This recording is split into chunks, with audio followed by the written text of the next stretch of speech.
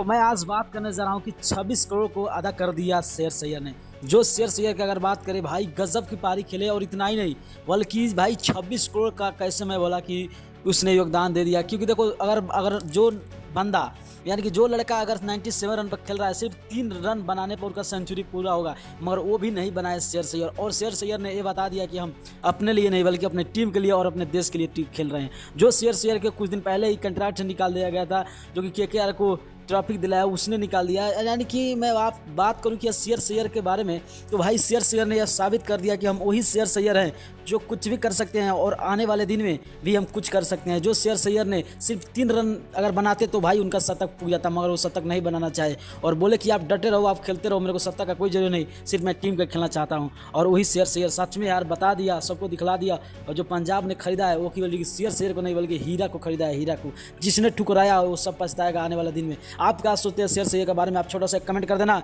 अगर नए हो तो चैनल को सब्सक्राइब लाइक कर देना।